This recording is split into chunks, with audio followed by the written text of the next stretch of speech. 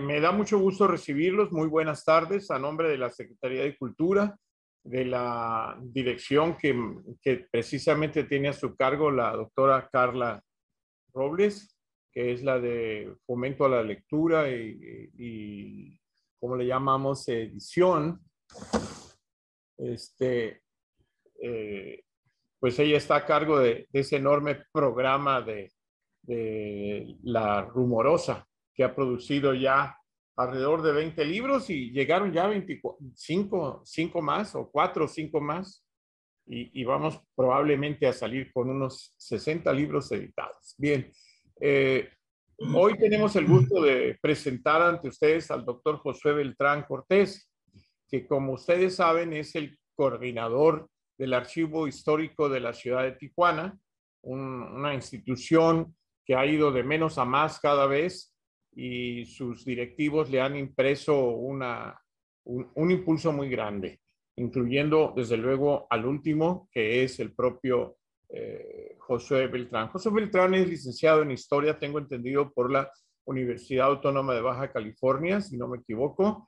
Además, ha estudiado la maestría y el doctorado. No recuerdo ahora exactamente en qué el doctorado, pero es una persona que se identifica por su enorme entusiasmo por la historia, pero también por recabar la información reciente.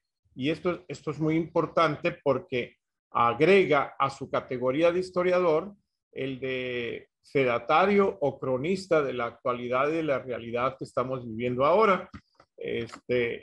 Y eso es muy importante porque contribuye dándonos a conocer el pasado, pero también el presente. Esta doble circunstancia enriquece mucho su propia actividad personal y también contribuye a que la ciudad de Tijuana y nosotros tengamos una información más completa. Vamos a escucharlo y pronto tendremos noticias de él y de otras actividades. Yo quisiera que aprovecháramos también la oportunidad siguiente. Algunos de ustedes que nos hacen el favor de ver este programa, no los tengo yo enlistados, pero hemos publicado la programación total hasta el último miércoles de octubre y espero que todos la puedan tener. Si alguno no la tiene, también puede consultar con el ingeniero Cota, Fermín Cota, que tiene la programación completa. Bueno, pues ahora lo más importante es, después de todo este tiempo que hemos tratado de conectarnos y empezar a echar a andar este programa, a recibir al doctor José Beltrán Cortés, que nos va a hablar de una figura extraordinaria, un gran hombre a quien yo también tuve el agrado de conocer, muy amigo de mi padre, un hombre muy querido en la ciudad de Tijuana y que también era un hombre polifacético.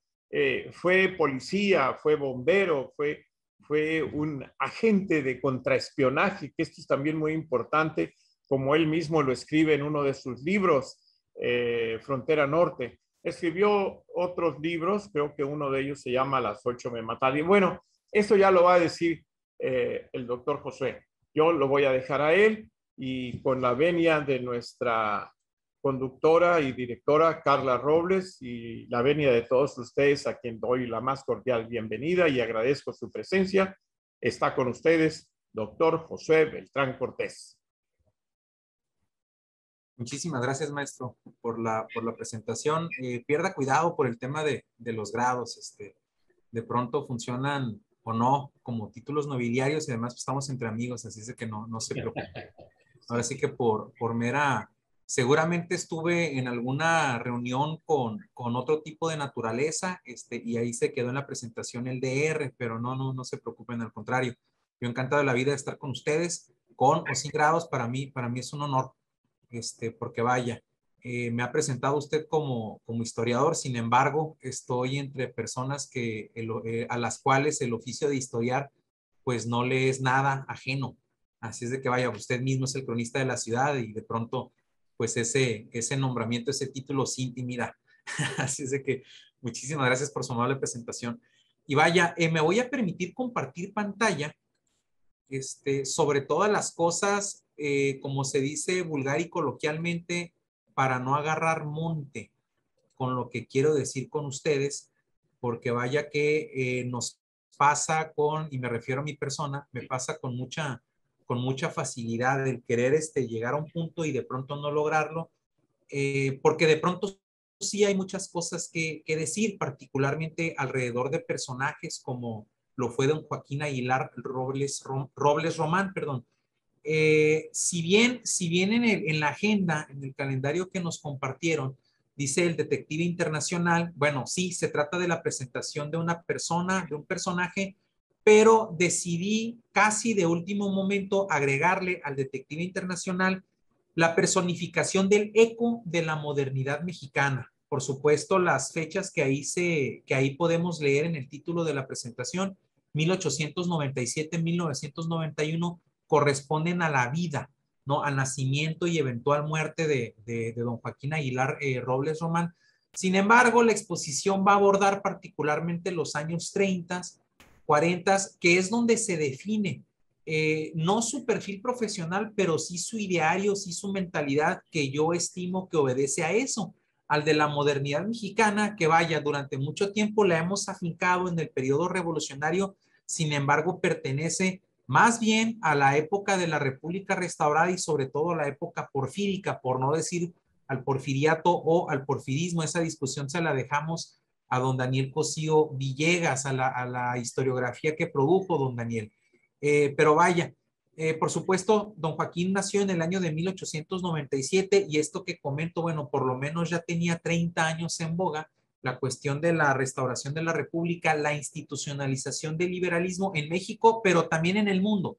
También en el mundo. El liberalismo va a ser sinónimo de orden, de progreso, y la modernidad en sí conceptualiza precisamente esto, la cientificación de la vida pública, de las instituciones, del conocimiento, pero también del deber ser moral del nuevo hombre, de la nueva mujer, adscrita justamente a la cuestión, a la época, a la ideología de la modernidad, la cual debe de obedecer a la imagen y al deber ser de un hombre, de una mujer limpia, productiva,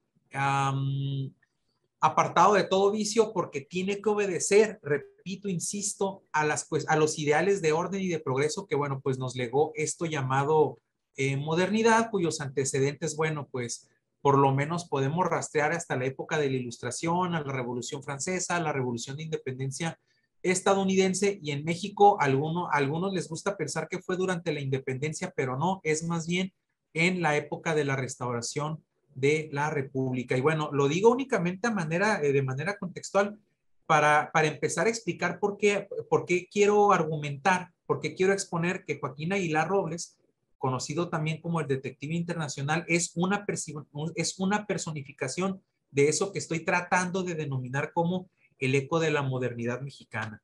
Y bueno, pues en la primera imagen tenemos a don Joaquín en su primera época, en su primer momento aquí en Baja California. Empieza a desarrollarse profesionalmente primero en aquella localidad, en aquel poblado, la actual capital de nuestro estado, como jefe del cuerpo de bomberos. Por ahí algunos datos dicen que también de la policía. Sin embargo, es más fehaciente la evidencia de que se dedicó exclusivamente a la cuestión a liderar a los bomberos de la ciudad de Mexicali. Y bueno, esta segunda fotografía pues ya lo muestra en casi todo su esplendor, ya como policía hecho y derecho, que vaya. Don Joaquín Aguilar no fue bombero, no fue policía por el mero gusto de serlo, porque no hubiera habido otra cosa que hacer. Se preparó como policía científico y vaya, no dudo que esa preparación, no dudo que esa trayectoria en el mundo de la policía científica, por supuesto, haya ayudado mucho a moldear el ideario que hoy les quiero compartir, que hoy les quiero presentar. Bueno, a partir de la siguiente imagen, van a ver ustedes en pantalla una serie de documentos que a mí me auxiliaron mucho para perfilar lo que hoy quiero compartir con ustedes. Cada uno de estos documentos, solita la presentación debe de cambiar la imagen. Cada uno de estos documentos emanan de lo que es o de lo que fue el archivo personal de don Fernando Aguilar Robles Maldonado, uno de los hijos de don Joaquín Aguilar. Por supuesto, en algún momento fue archivo personal de nuestro detective internacional. Eventualmente el profesor Aguilar Robles Maldonado, que en paz descanse, pues se hizo cargo del legado de su padre y bueno, pues por una situación muy personal, muy familiar, la muerte intestada de don Fernando y eventualmente de su segunda esposa, bueno, pues puso ahí en el limbo la propiedad de muchas cosas, entre ellas las de los documentos que componen esta colección, que bueno, valga decir que es el origen incluso de las míticas fotografías y negativos de la colección que hoy reconocemos como Kingo no Naka. Que bien entre ambos personajes podemos hablar mucho acerca de la cuestión de los ideales de modernidad, orden, progreso aquí mismo en Tijuana, en la frontera, pero bueno, pues hoy vamos a tratar de centrar nuestra atención en don Joaquín Aguilar Robles Román. Don Joaquín Aguilar Robles nació en Hermosillo, Sonora, en el año de 1897. Cursó carrera como técnico judicial en la Academia de Ciencias Policiales de Washington, D.C., lo que le llevó a ser especialista en la materia. Además, ya comentábamos de moldear su mentalidad adscrita, pienso, a la modernidad. No conocemos la fecha o la edad en la que sus padres lo enviaron a Estados Unidos para realizar sus estudios. Sabemos que tuvo presencia en Baja California, en Mexicali puntualmente, pues fungió como jefe del departamento de bomberos, ya mostrábamos auxiliados con una primera imagen, entre 1917 y 1928. Sin embargo, hacia 1929 fue nombrado inspector de caza y pesca del gobierno mexicano en San Pedro, California. Estimo que esto lo trajo a Tijuana hacia 1930, donde se hizo cargo de la Dirección de Seguridad del Casino del Agua Caliente. Esto empieza a complejizar al personaje. Recordemos que el centro turístico Casino era propiedad de Barón Long, James Crofton, Bill Bowman y, por supuesto, el general Abelardo L. Rodríguez, quien además de gobernador del territorio de la Baja California, llegó a ser presidente de la República. A través de este último, de manera altamente probable, se insertó nuestro personaje en la camarilla que dio poder a Álvaro Obregón y a Plutarco Elías Calles. Y con camarilla me refiero a ese concepto que el historiador José Alfredo Gómez Estrada acuñó para poder entender las relaciones de poder que hubo alrededor del grupo de Sonora, que bueno, eventualmente fue el que ganó la Revolución Mexicana, además la institucionalizó y bueno, marcó el rumbo del México contemporáneo en un ejercicio, dicen algunos historiadores, de modernidad tardía. Como inspector de caza y pesca, la labor de Aguilar Robles se restringió a supervisar las actividades o debió de restringirse a supervisar las actividades en aguas mexicanas de pesqueros. Sin embargo, él siempre fue más allá. Investigó toda actividad que estimó fuera de lo común. En sus informes, por ejemplo, se leen cómo se extrañó cuando vio, y abro cito, que ya estando en aguas mexicanas, dice don Joaquín Aguilar en sus informes, o dijo en sus informes, que ya estando en aguas mexicanas no hacían ningún preparativo, los japoneses, para pescar, sino por el contrario, se dedicaban a inspeccionar las costas mexicanas, a medir la profundidad y otras cosas por el estilo con aparatos modernos de aquellos años. Recuerdo que le pregunté al capitán del barco, dice Joaquín Aguilar, que si no iban a pescar, a lo que contestó que no, y que se encontraba maravillado por las riquezas con las que contaba México, tanto en el mar como en la tierra. Otro de los comentarios que hizo el capitán fue que si Japón contara nada más con todos los recursos naturales que se encontraban en las Bajas Californias, así dice el documento, el reporte, tendría para dominar el mundo entero. Esta es una cita que procede de sus memorias. Un texto que publicó en 1984 titulado Frontera Norte, Memorias de un detective, que vaya, una de sus 3 obras publicadas, que en realidad significó la compilación de todo el material que en su época, particularmente en los años 50, publicó a través de El Heraldo de Baja California. Su columna se llamaba de la misma manera, Frontera Norte. Continuamos. Sabemos que históricamente ha existido el temor y amenazas de ambiciones filibusteras y anexionistas sobre la península de la Baja California. No descartamos que este tipo de información encontró impacto en su época. De alguna manera sustentaba los argumentos de la vulnerabilidad del Pacífico mexicano ante una posible invasión, particularmente en el contexto de las 2 guerras mundiales. En su momento, el presidente general Manuel Ávila Camacho, ya en plena Segunda Guerra Mundial, decretó la creación de la región militar del Pacífico, nombrando como comandante supremo de ella al expresidente general Lázaro Cárdenas. Durante ella, Aguilar Robles desempeñó labores de contraespionaje, ya comentaba en introducción el maestro Villacorta, al servicio del ejército mexicano. Se le atribuye el descubrimiento de las pretensiones de Estados Unidos de ingresar su ejército para proteger la Baja California contra lo que ellos argumentaban eran las ambiciones japonesas. Entre ello y los informes de Aguilar Robles, bueno, por supuesto que empezaron a existir rumores fehacientes de que efectivamente el imperio del Japón, en el contexto de la Segunda Guerra Mundial, quería utilizar la Baja California como puente de cabeza para eventualmente invadir los Estados Unidos. Regresemos un poco en el tiempo. Ya decíamos que Joaquín Aguilar fue inspector de caza y pesca por lo menos hasta el año de 1930. De ese año a 1934, dijimos, se hizo cargo de la seguridad del agua caliente. Sin embargo, en el Inter fue nombrado jefe del Servicio Confidencial de Policía del Territorio de la Baja California. Esto directamente por el gobernador, el licenciado Carlos Trejo y Lerdo de Tejada. Esto fue un día 1 de enero de 1934. El 10 del mismo mes y año oficialmente firmaron el acuerdo donde además creaban esta corporación. Primero lo nombraron jefe y después crearon la corporación. Sin embargo, antes de ser jefe del Servicio Confidencial de Policía, era inspector general de la Policía del Territorio. En 1934 decidió trabajar por su cuenta a través de una revista, una creación suya, El Detective Internacional. En dicha publicación, la cual circuló a nivel hispanoamericano, es decir, en todas las Américas de habla hispana, pero también en España, Joaquín Aguilar hizo del conocimiento público el crimen en todos sus matices. La denuncia, la investigación, la prevención, pero sobre todas las cosas en el análisis científico. La hizo evolucionar de revista a oficina de policía privada. Esto sucedió en 1938.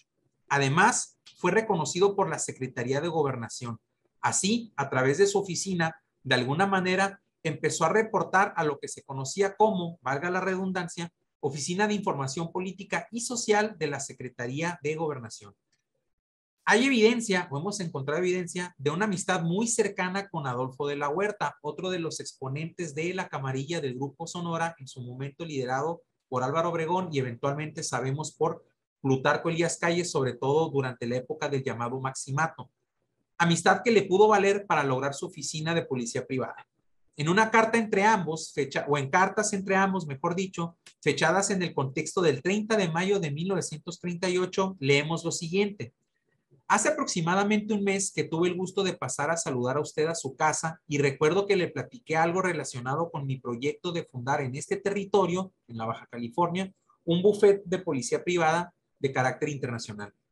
Como recibí instrucciones de la Procuraduría General de la Nación de solicitar el permiso correspondiente a la Secretaría de Gobernación, lo hice desde luego por conducto de mi amigo, el señor don Humberto M. Amaya, jefe de la Oficina de Información Política y Social de la mencionada Secretaría, y entre algunas referencias que me permití citar para recomendar mis antecedentes, propuse los nombres de algunos funcionarios que actualmente radican en la capital de la República y que me conocen suficientemente.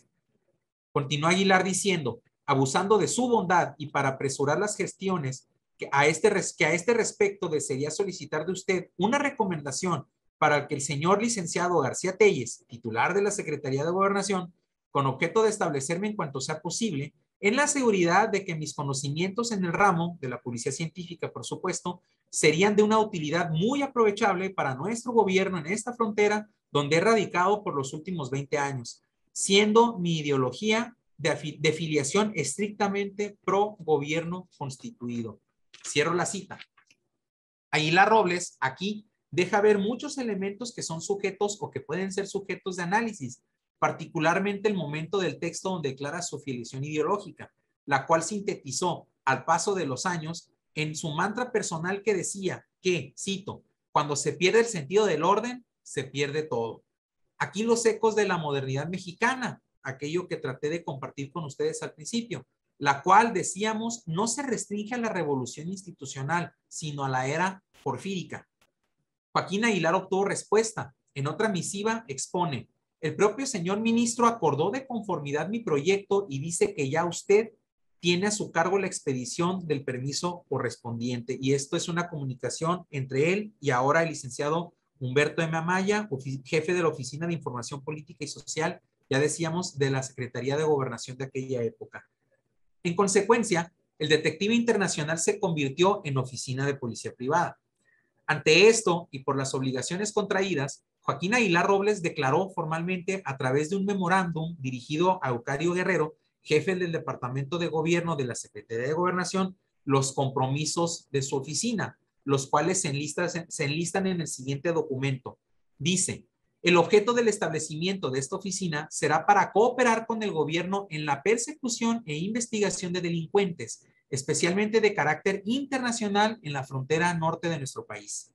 La revista de policía, El Detective Internacional, que se edita en la ciudad de Tijuana desde hace 4 años para aquella época, será el órgano oficial de la empresa, publicación que dirijo personalmente y que a base de constancia y esfuerzos personales he podido sostener en aquel territorio donde hay tantas actividades ilícitas. La oficina a mi cargo, dice Joaquín Aguilar, se encargará, además, de investigaciones civiles, criminales y privadas, sin perder de vista que en aquella región donde hay una población cosmopolita y de distintas filiaciones políticas, hay necesidad de vigilar en forma confidencial las actividades de elementos sospechosos, siendo mi reconocimiento hacia el actual gobierno de indiscutible lealtad. Al expedirse el permiso al suscrito para operar una oficina de esta índole, convengo en sujetarme a los lineamientos y normas que a bien tenga señalarme la Secretaría de Gobernación o cualquier otra dependencia gubernamental que tenga jurisdicción sobre este proyecto, contando al efecto con colaboradores honrados y aptos para que colaboren conmigo en el desempeño de las funciones propias de la oficina. Cierro la cita. Continúo. Denuncia Aguilar a través de la revista Combate e Investigación en la Oficina. Esto le da la proyección, denuncia a través de la revista Combate e Investigación en la oficina también. Esto le da proyección para lograr incorporarse a la inteligencia militar durante la Segunda Guerra Mundial. Ya comentamos por ahí que se le atribuye ese episodio de descubrir las intenciones del general DeWitt de introducir el ejército estadounidense aquí a Baja California. Pero también fungir como comandante de la Policía Urbana en Tijuana, por lo menos de 1944 a 1945. La realidad de la época y ciertas obsesiones desarrolladas por su mentalidad lo llevaron a atender la necesidad de limpiar el nombre de Tijuana y el de sus corporaciones policíacas. Esto explica el por qué en algún momento de su trayectoria también se convierte en gestor y en promotor cultural y del civismo. Definió estas tareas como una cuestión de vida o muerte, una lucha entre las fuerzas del bien y del mal. Lo leemos en la dedicatoria de sus trabajos. Siempre cito a todas las fuerzas del bien, con la esperanza que el actual gobierno dignificara la institución policial mexicana. Eso decía don Joaquín Aguilar en su época. Sus máximas giraron alrededor de lo que estaba atestiguando en esta frontera, la cual él definía como, cito, el primer punto de choque donde se adelantan como avanzadas de vanguardia los espías, aventureros y mujeres cosmopolitas, las primeras líneas de fuego del crimen, el tráfico internacional de drogas y narcóticos, el contrabando, la trata de blancas. Cierro la cita. Las palabras de Aguilar obedecen, sin duda, a un sentimiento localista o, en su defecto, regionalista. Recordemos que nuestro personaje fue oriundo de Sonora, de Hermosillo, y aunque su trayectoria, sus estudios profesionales los hizo en los Estados Unidos, la realidad del noroeste nunca le fue ajena, pues su familia lo mantenía al tanto de ella. Debido a ello, fue siempre su interés en combatir este apartado de la cosa pública desde su campo de acción, sobre todo desde su revista y oficina de policía privada. La convirtió en la vocera de la justicia y ciencia de la justicia de sus días. Tuvo la premisa de, abro cita, sentar plaza en el valeroso y abnegado ejército de la policía, cuya noble misión es combatir el crimen sin tregua, sin misericordia y sin medir las consecuencias que para nosotros, como humildes soldados de la justicia, pueda tener nuestra actitud. Cierro la cita. Además, continuamos citando a don Joaquín, el detective internacional dedicaría la mayor parte de sus páginas a estudios de criminología en general, psiquiatría, jurisprudencia, detección, investigación, dactiloscopía, prevención y análisis de los sistemas de profilaxia social. Nuestra publicación va dirigida a todos los miembros de las instituciones policíacas y judiciales, a todos cuantos estén dedicados a combatir el mal y defender el bien. Cierro la cita. Es decir, cumplir con los postulados de la consabida modernidad. ¿Qué mejor ejemplo que leer la editorial correspondiente al primer ejemplar del Detective Internacional para justificar este argumento? Cito: los problemas de la persecución internacional del criminal exigen relaciones más estrechas entre las autoridades policíacas de los países. De hecho, debieran existir un entendimiento y una cooperación ilimitados entre las instituciones policíacas de todos los países de la Tierra, sin los obstáculos de complicados procedimientos protocolarios y jurídicos que solo ayudan al criminal a salir impune y burlar la persecución policíaca. El desarrollo del crimen en los últimos 10 años es de tal magnitud que cualquier procedimiento, por ilegal que pudiera parecer, con tal de que permitiera la acción rápida de la policía, resultaría benéfica a la justicia. Por todas las consideraciones brevemente expuestas en este editorial, continúa diciendo Joaquín Aguilar, nuestra publicación lleva el título de Internacional. Hemos querido operar en la línea de fuego y participar vigorosamente en el combate que contra el crimen que sostienen las autoridades policíacas de México y los Estados Unidos, en una frontera que hasta la fecha es jauja para los delincuentes que sin freno se entregan a todas las actividades imaginables, pero en gran escala. Lo mismo el contrabando de narcóticos, para lo que disponen de todos los medios modernos, inclusive la aviación, que para la trata de blancas, el contrabando en todas formas, la pesca en aguas prohibidas y hasta el asesinato proditorio. El Detective Internacional, a sabiendas de los peligros a que se expone, cooperará con las autoridades policíacas de uno y otro país, señalando los focos del mal, desenmascarando a los autores y señalando a los verdaderos responsables, sea cual fuera la posición social, económica y política que ocupe. Para esto me gustaría hacer un paréntesis. Entre los documentos que en alguna época me tocó consultar, emanados del archivo de don Joaquín Aguilar Robles, que eventualmente ya decíamos, salvaguardó, custodió, pero también hizo de cierta manera pública don Fernando Aguilar, porque vaya, pues siendo estudiante de la licenciatura en Historia por allá por 2007-2008, a mí me permitió acceder a esos documentos conducto y gracias a la recomendación del historiador Antonio Padilla Corona, que en aquella época pues, fue mi profesor. Me tocó leer correspondencia que directamente intercambiaba con J. Edgar Hoover, el fundador del FBI estadounidense. Cartas que abarcaron los años de 1934 hasta 1972, año en que aconteció la muerte del director fundador del Federal Bureau of Investigation de los Estados Unidos. Y en una plática que teníamos por otro motivo, pero en el mismo medio, es decir, en la plataforma de Zoom, con el ingeniero Cota, él me comentaba que también llegó a intercambiar información y correspondencia con Scotland Yard, la policía internacional británica por excelencia. Pero bueno, continuamos. Lo que anteriormente cité se trata de un discurso escrito en 1934, por cierto, coincidente con el inicio de la correspondencia personalmente entre él y J. Edgar Hoover. Por lo tanto, la inseguridad, el crimen y castigo vemos a través de don Joaquín Aguilar, por supuesto, un problema histórico, y desde ese ángulo estamos procurando que se entienda a través de la mentalidad e ideas del personaje para que cobre sentido su revisión. Toda biografía, dice la historiadora argentina María Rosa Carbonari, debe tener sentido de resolución de un problema de investigación histórica, aquello que ella llama biografía-problema. Don Joaquín Aguilar repetía, ya se dijo, a sus colaboradores y a sus hijos algo que él consideraba una verdad irrefutable. Cuando se pierde el principio de autoridad, se pierde todo. Decía esto cuando observaba el nacimiento de las primeras redes de tráfico en esta frontera. Primero de licor, luego de drogas, destacando, por supuesto, en la época el opio y marihuana, que por cierto la fotografía que tenemos en pantalla obedece justamente a un cateo que él encabezó aquí en Tijuana. Por aquí tengo la dirección, si no me estoy equivocando, aunque más adelante va a aparecer citada, aquí en la calle Segunda entre B y C, sino en la calle Segunda en la primera, aunque los documentos hablan de que tuvieron que hacer ejercicios para engañar a los policías de la época, hasta que los cansó, los sacó a rodear esa manzana, irrumpieron en un fumadero clandestino, por supuesto, de opio, y bueno, lo que vemos en pantalla es producto del decomiso de. Y en esta fotografía, aprovechando la transición, el desmantelamiento de un laboratorio de droga de la época, o mejor dicho, de una cocina de opio en el entonces todavía sin canalizar río Tijuana. Pero bueno, continuamos.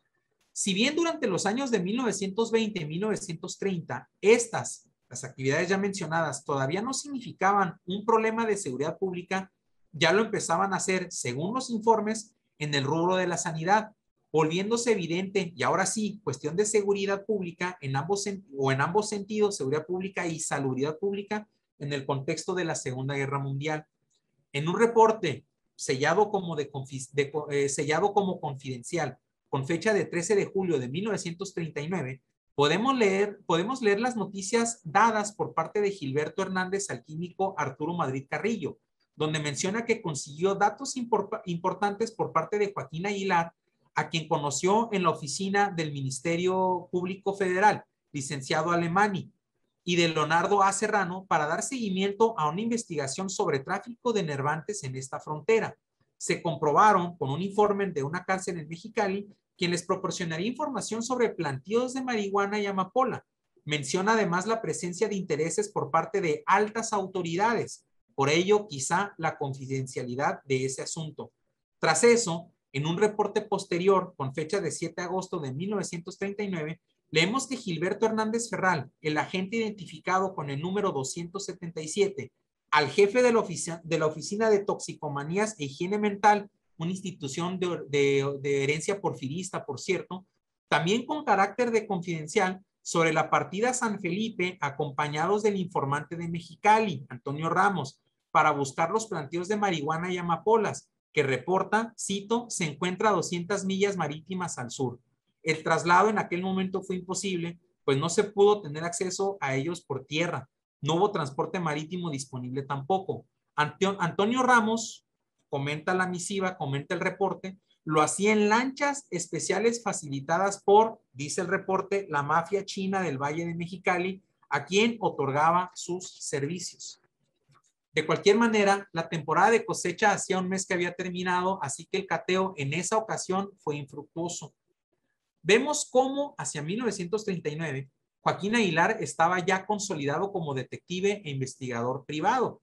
En lo visible y tangible, para lo que atañe estrictamente a la comunidad de Tijuana, el trabajo que más impactó fue el que realizó como comandante de la Policía Urbana hacia 1944, el penúltimo de la Segunda Guerra Mundial, época en la cual las drogas ya estaban penadas y era evidente que junto al alcohol y a la prostitución se habían convertido en un problema de índole público. Ahora sí, en términos de la seguridad, no solo en de la salubridad e higiene mental, las drogas ya estaban prohibidas junto a los juegos de azar. Entonces, por la guerra, eran consideradas las drogas como amenaza a la seguridad pública y nacional junto al llamado avance del comunismo. Eran, más que el naciente narcotráfico, las cuestiones que pudieran amenazar la estabilidad del régimen de la revolución institucional. 2 semanas después de haber tomado Aguilar Robles posesión de la comandancia de policía en agosto de 1944, insistían los mafiosos en tener cita con él.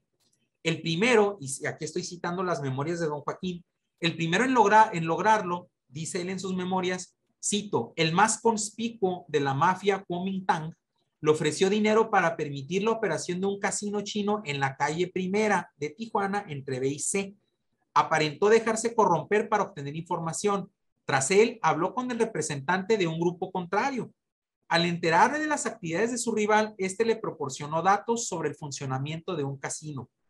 Tras una semana, puso en operación, previo visto bueno del teniente coronel José Escudero, inspector general de Policía del Territorio, un plan para dar golpe a las actividades ilícitas llevadas a cabo en el casino chino. Y, cito, cómo los chinos aseguraban que todos los policías estaban recibiendo dinero para el disimulo. Cierro la cita.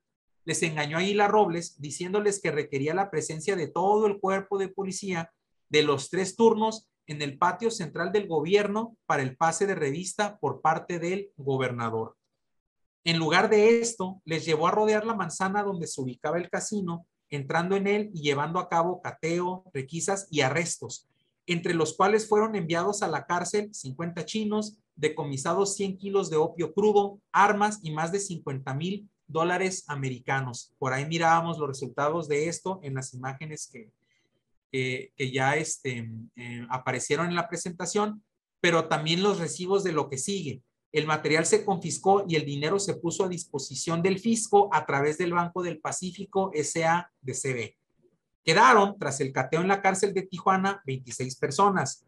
Cito sus nombres: José Maloc, Leu Fo, Mafuet Ma, Xian Le So, Manuel Ma, Alfonso Chao, Sun Ching Xiang, Luis Fun, Lei Ma, Lim Kiwa, Guillermo Wansi, Ji Fong, Chan Lei Mon, Domingo Hui, Yuan Sechian, Leon Wong, Lolito Chong, Li Kong, Chuan Toi, Liu Mi Pio, Kim Chang Hong, Alfredo Cantón, Carlos Tan, Luis Lei y King Li Ma.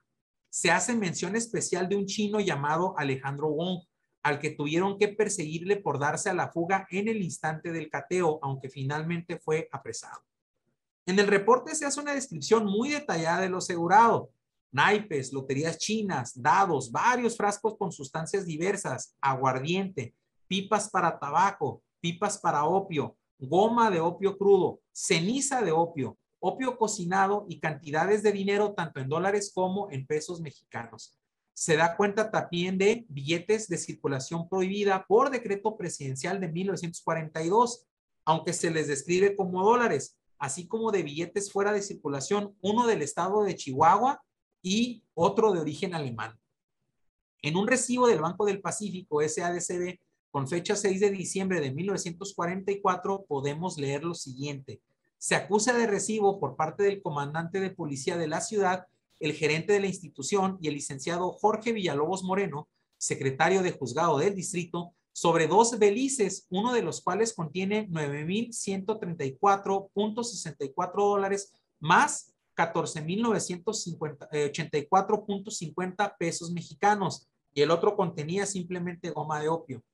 Quedaron custodiados como valores de garantía a verificar cantidades exactas sin responsabilidad del banco. Firma de conforme Joaquín Aguilar Robles. Firma de recibido el gerente. En el recibo no se especifica su nombre.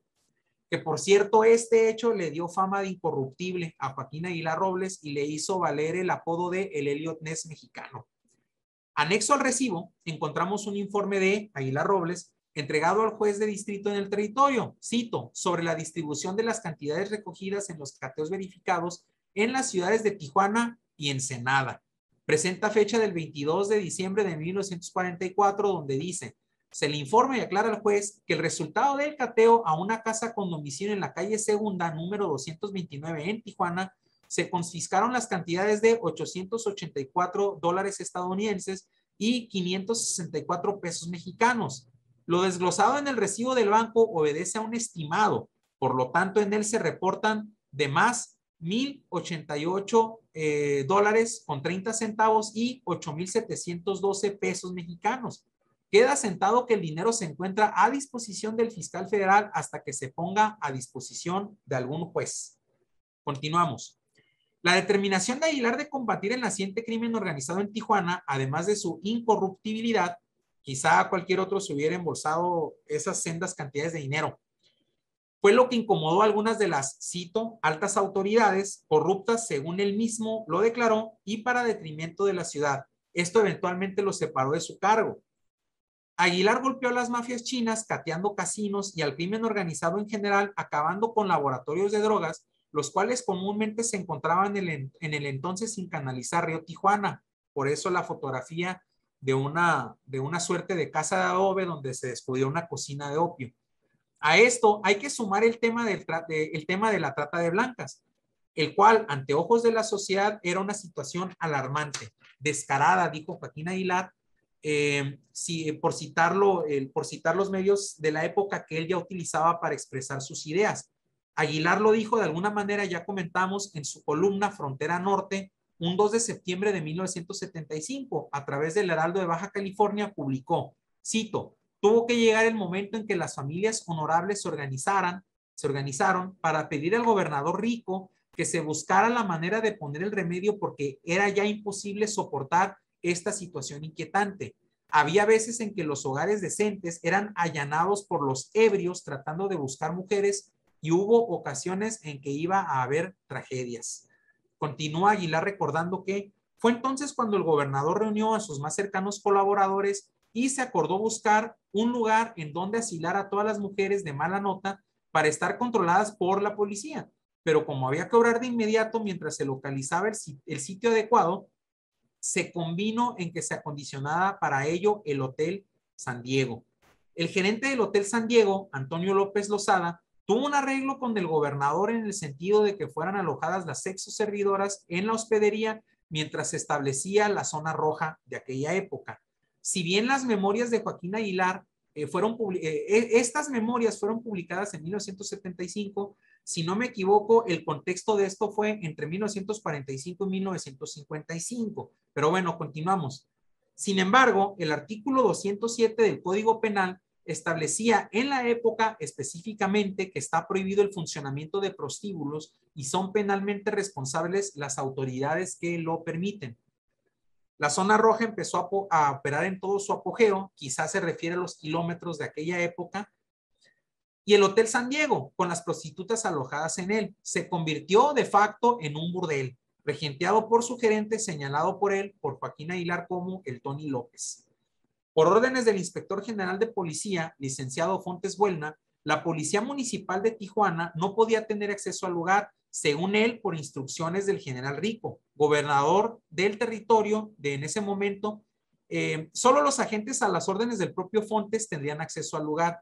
Sin embargo, recuerda don Joaquín Aguilar que la mañana, aquí está la fecha, la mañana del 18 de noviembre de 1945, al llegar a nuestro despacho, nos encontramos con un telegrama del capitán Fontes que decía: sírvase cerciorarse si en el Hotel San Diego se está ejerciendo la prostitución y en caso afirmativo proceda a clausurarlo informando a esta inspección que se ha cumplimentado mi orden. Cierro la cita.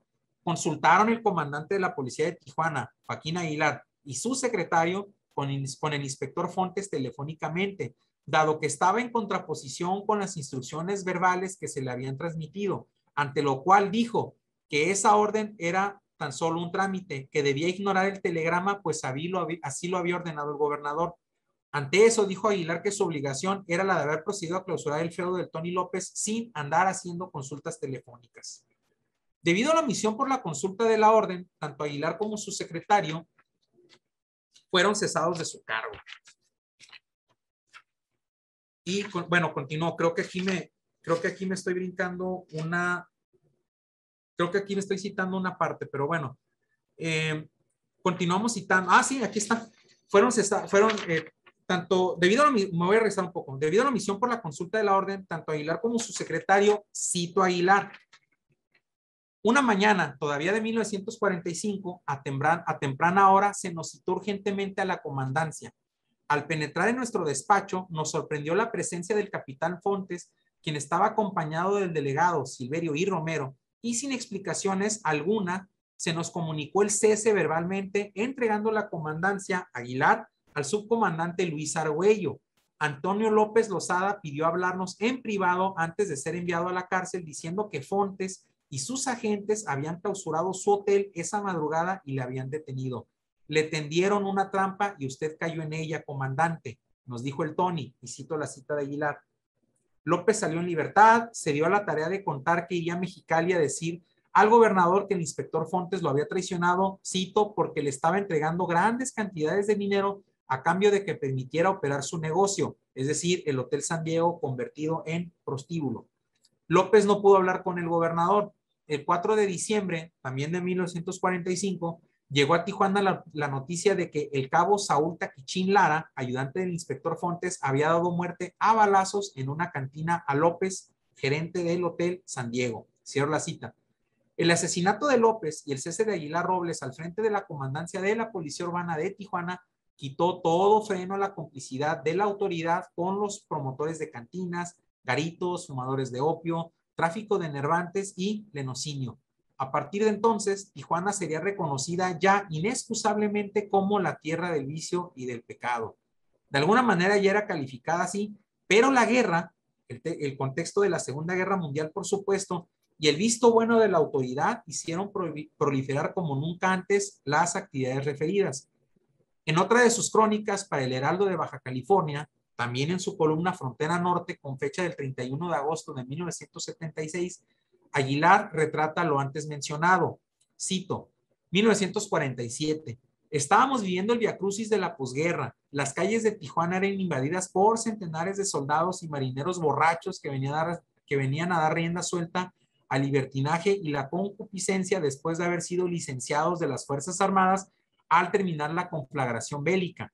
Empezaba el apogeo de la drogadicción, herencia que dejó a la civilización la conflagración mundial.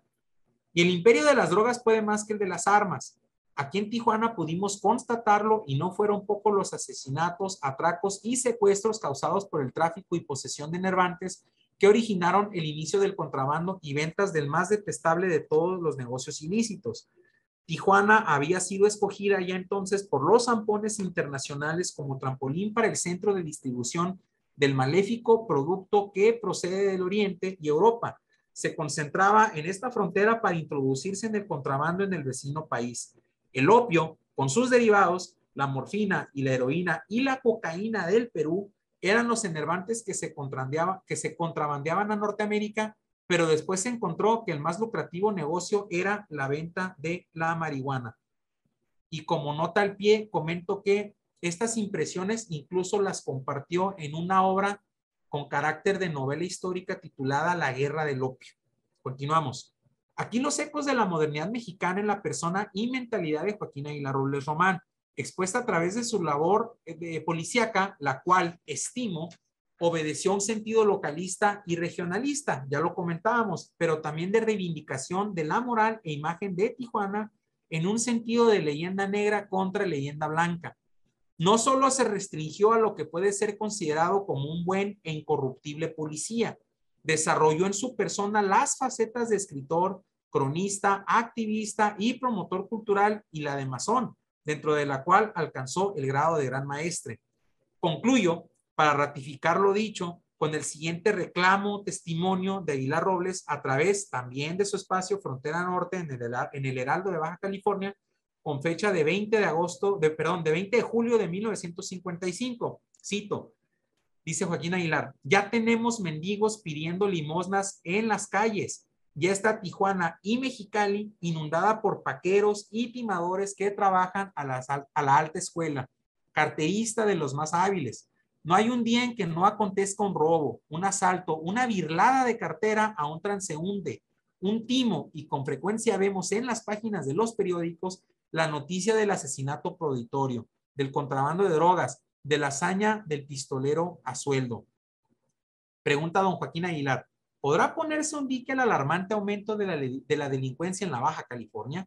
Esta pregunta podrían contestarla quienes han llegado con la pretensión de incorporarnos, echando a perder nuestros buenos y muy mexicanos métodos de vida, nuestras costumbres ejemplares y nuestros sentimientos de buenos mexicanos ajenos a las demostraciones patrióticas de pistola, tequila y gritos destemplados y ridículos. Por supuesto que se refería a la reciente conversión de Baja California como estado.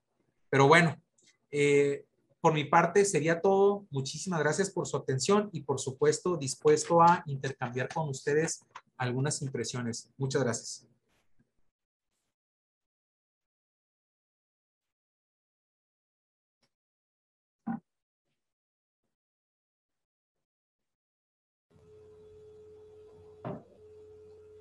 Muchísimas gracias. Yo creo que merece un aplauso. Esfuerzo, su documentación tan interesante, tan prolija, tan puntual de la vida y hazañas de don Joaquín Aguilar Robles, un importante tuanense. Bueno, si tienen alguna pregunta que hacer a don Josué, algún comentario. ¿Algún reclamo también? ¿Por qué? ¿Por qué no? Adelante.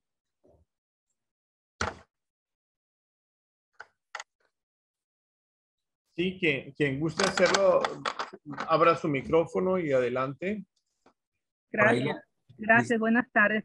Felicitarlo primero por esa amplia y tan extensa y exhaustiva investigación que hizo sobre la vida de don Joaquín.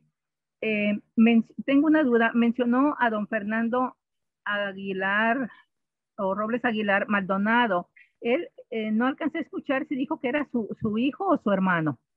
Fue su hijo, fue uno de sus Su hijos, hijo. don Fernando Aguilar Robles Maldonado. Sí, más reconocido Correcto. como profesor, como historiador del sistema educativo municipal. Sin embargo, pues también salvaguarda de estos documentos, los cuales, pues por última ocasión, yo los consulté en la casa que fue del profesor en la colonia, en el fraccionamiento Soler, aquí en Tijuana, y como comentamos, pues hay que mencionar que de ahí también salieron las míticas fotografías de King Onondaga, que pues tanto le han dado, ¿no? A esto denominado como leyenda blanca de Tijuana, pero bueno, ese es otro tema. Pero sí. Fernando Aguilar Robles Maldonado, hijo de don Joaquín. Gracias. Le preguntaba porque aquí en Mexicali vive don Eduardo Aguilar Robles Maldonado. Es una persona ahorita que lo debe conocer o haber oído hablar de él. Claro. Tiene ahorita alrededor de 90 años. Por eso le preguntaba por Fernando. Él está ahorita aquí en Mexicali, vive en el Valle de Mexicali, con algunos problemitas de salud, pero ahí está. Yo tengo ahorita, por la pandemia, yo tengo ahorita poco más de un año que no lo veo, pero compañeros de otros grupos de historia, precisamente hace como 15 días, 2 personas estuvieron ahí con él. Y pues manda saludos, luego manda saludos a todos los que se acuerden de él. Muchísimas gracias. Sí, es hermano de don Fernando y por supuesto hijo. Sí, don Fernando, sí. Hijo de don Joaquín Aguilar, ¿no? Sí, tanto Eduardo como Fernando, además de ser hermanos, y digo fueron porque, bueno, don Fernando ya no está con nosotros, fueron grandes amigos. Me tocó convivir con ellos en el contexto de su casa. Don Eduardo menciona, no sé el nombre, él menciona que tiene un hermano en Tijuana, o sea, tiene todavía alguien, un hermano vivo todavía en Tijuana, no menciona su nombre, nada más él menciona un hermano. Sí, es correcto. Es correcto. Gracias, Yo tampoco conozco su nombre, pero sí tiene hermanos, tiene nietos y bisnietos. Sí. Así es. Gracias por la exposición. Bueno. ¿Alguien más desea hacer uso de la palabra? Sí, con la venia, don Mario. Adelante. Gracias. Buenas tardes a todos. Me da gusto saludarlos. Felicidades, mi estimado Josué. Me has hecho recordar tiempos muy interesantes en la historia de mi estimado Joaquín. Tuve la dicha de conocerlo, muy amigo de mi padre. Ahí lo conocí joven. Después ya en mi época de estar con la Dirección de Aeronáutica Civil en la década de los 60, teníamos un proyecto con Joaquín, me presentó un proyecto de traer turismo de Nevada, Los Ángeles, San Diego, a Tijuana y Rosarito. Teníamos ese proyecto muy interesante. No se realizó por cuestiones X, ¿no? Pero sí conviví mucho con él, me contó muchas historias de su experiencia. En esos años me comentaba que estaba con la Policía Internacional, la famosa Interpol, y desde luego con los británicos, ¿no? Muy interesante. Yo tengo ya bastante tiempo recabando información de él. Tengo amistades en el Valle de Mexicali que me han recomendado mucho visitar a este muchacho en Mexicali, que tiene pues mucha información también. Desgraciadamente sé que él es invidente y sé que no he podido ir a Mexicali a saludarlo, pues por la situación que tenemos, ¿no? Pero sí he recabado mucha información. Tu acervo que estás presentando hoy es excelente. En su momento pues lo platicamos. Yo tengo casi terminado el proyecto de solicitar el nombre de Joaquín Aguilar Robles, de lo que fue la famosa comandancia de la 8. Él, yo recuerdo que vivía en una cuadra cercana de ahí y siento que llena los requisitos para reconocer su trayectoria, que poca gente la conoce y me da mucho gusto que la estés divulgando. Yo estoy terminando de recabar toda la información para mandar esa solicitud al 23 Ayuntamiento. Te felicito nuevamente, me da mucho gusto saludar a todas las amistades, amigas, amigos. De mi parte, cuídense mucho porque ahí viene la cuarta, según dice el secretario de la Salud. Oiga, pónganse la vacuna de la influenza, ¿eh? Póngansela. Mucho gusto saludarlos. Gracias. Gracias, don Fernando. ¿Alguien más desea hacer alguna pregunta o algún comentario a nuestro invitado de hoy? Si me permiten, soy aquí un intruso. Llegué de casualidad, vi un anuncio de Josué en el Facebook y entonces aproveché la ocasión. Justamente ayer estaba leyendo sobre Joaquín Aguilar Robles, haciendo yo una investigación más que nada sobre la producción policíaca en el sentido de literatura. Y me parece bastante interesante. Bueno, primero que nada, felicitaciones también, Josué, y saludo a todos. Como les digo, estoy aquí de casualidad, pero me da gusto que haya sido esta coincidencia. Y más que nada, también quiero aprovechar el foro para hacer una pregunta a ti, Josué, y a los presentes. Yo me topé en Mexicali, el archivo histórico, con un capítulo de una novela policíaca titulada El puñal de oro, de Luis Vargas Piñeira, perdón. Y era solamente un capítulo, total de que al paso de 2 años logré juntar toda la novela, ya está publicada, pero me queda, como saben, Luis Vargas Piñera es conocido como educador, como el profesor, pero esta faceta de escritor es poco conocida y entonces publicó 2 novelas en una revista titulada Tricolor o El Tricolor, no me queda claro, y quería saber si alguno de ustedes está enterado de dónde se puede ubicar, si es que hay ejemplares de este Tricolor, que era básicamente una revista del Partido Nacional Revolucionario, puesto que Luis Aguilar era, digamos, era miembro del PNR, y curiosamente esta novela la publica en 1934, mismo año que Aguilar Robles funda la revista Detective Internacional. Ellos se conocieron seguramente en Mexicali, leyendo yo periódicos del Calexico Chronicle. Ahí hay algunas noticias sobre, por ejemplo, una cena de masones donde estaba Aguilar Robles, entre otras personalidades, todavía él jefe de bomberos acá en Mexicali. Y entonces sé que se conocieron y se me hace bastante interesante que ese año axial de 1934 aparezca esta revista de Detective Internacional y luego también una novela de corte policíaco, que sería la primera novela policíaca en México, por cierto, acá en Mexicali publicada, pero en estos cuadernillos. Entonces, básicamente, y la novela trata justamente de la mafia china. Curioso lo que hablas de las noticias que seguía Aguilar Robles sobre estas detenciones de opio. Acá también la novela trata eso justamente, el puñal de oro sobre las mafias chinas en el opio. Entonces, si alguno de ustedes tiene conocimiento de Tricolor, de esta revista de Vargas Piñera, o información más sobre Vargas Piñera en esta faceta de escritor, y por cierto, también quería saber si alguien sabe dónde se puede consultar, si es que se puede consultar la revista Detective Internacional. Tengo entendido que hay algunos que se llegó a publicar novelas también por entregas, entonces sería un proyecto también fascinante poder publicarlas, juntar las novelas y hacerlas en un libro, ¿no? Entonces, bueno, eso es lo que yo quiero aquí dejar y aprovecho para saludarlos a todos. Mucho gusto y espero cualquier respuesta aquí en silencio. Bien, ¿alguien más desea hacer uso de la palabra? Adelante, don Emilio.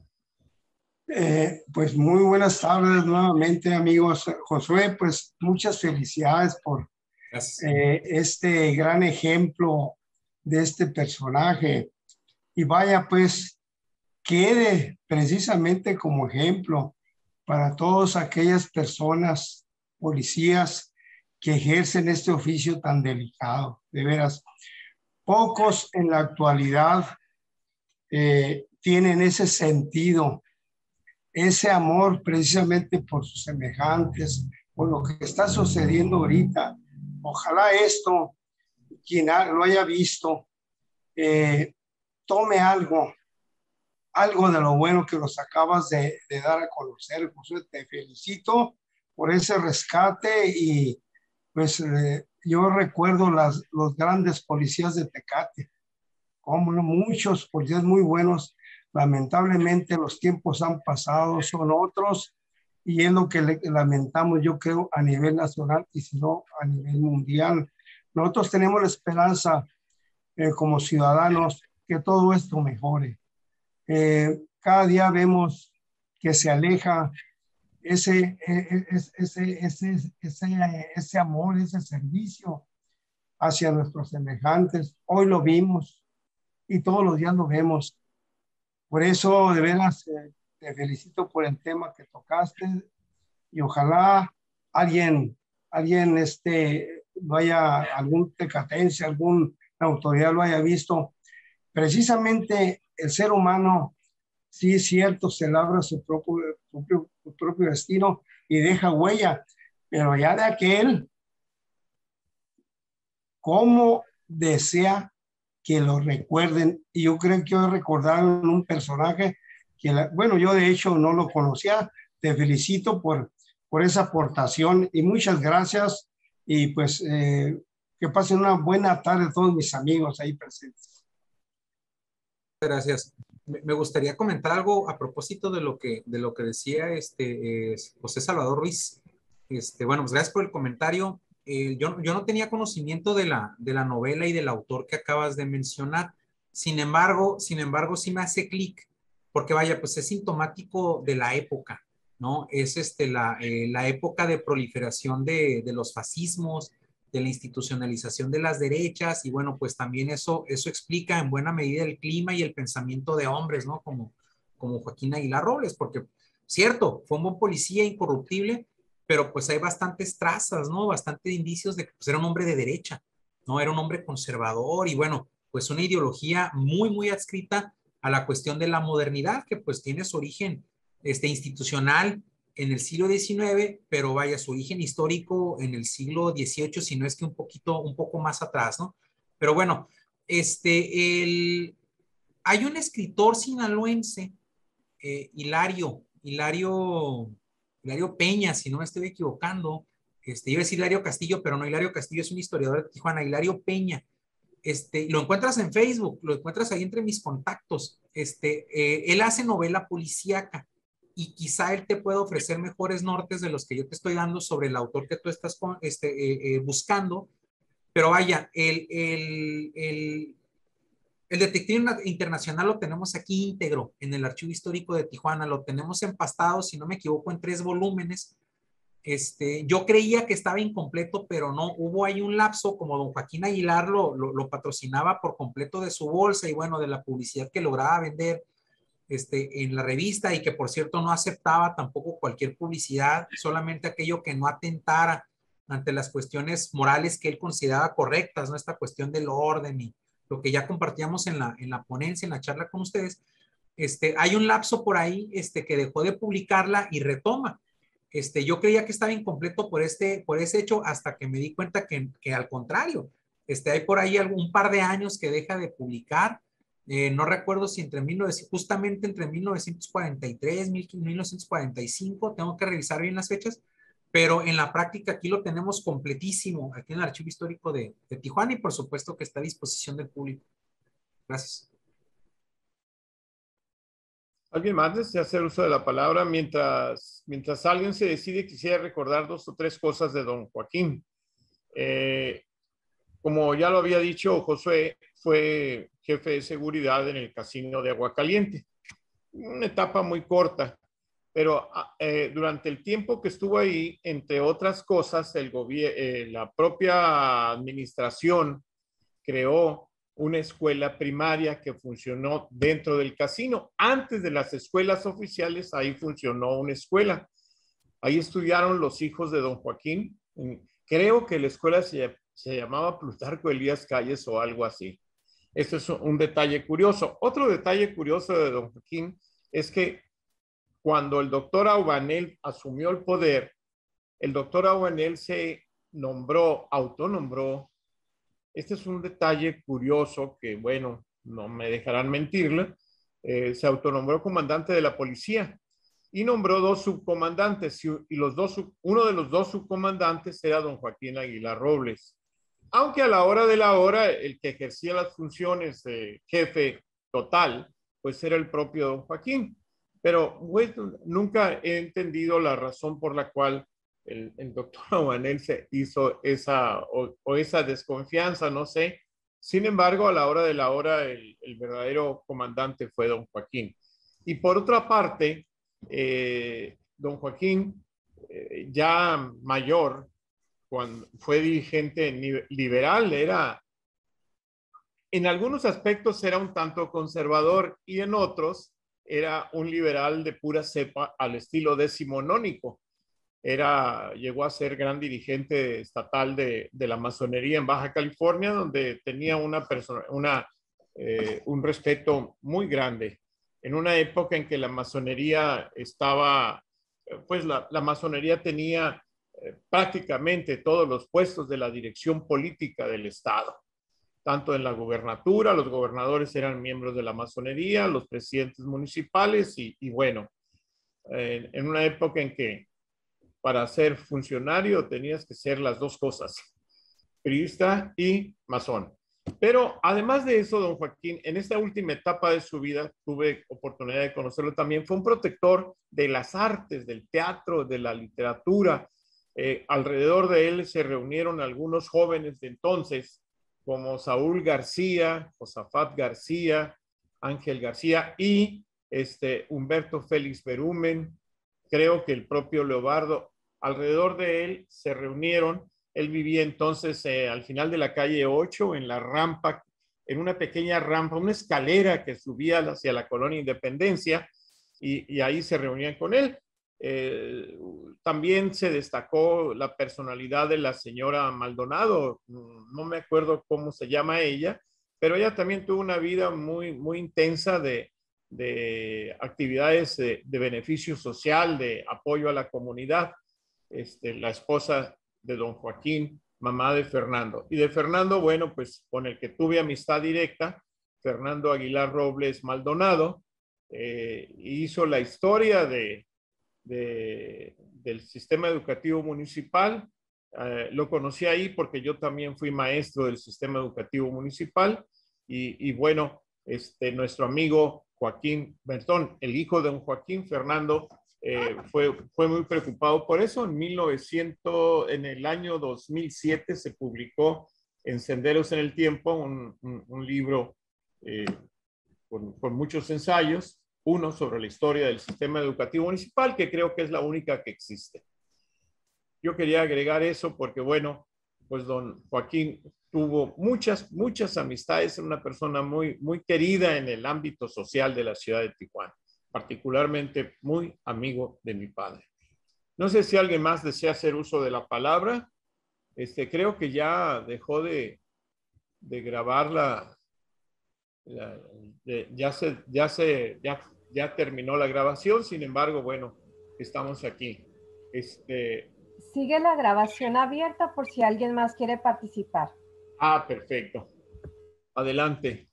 Nada más les recuerdo, mientras tanto, que dentro de 15 días tenemos otra participación. En este momento no recuerdo quién, pero la tenemos. Las que vienen también son muy interesantes.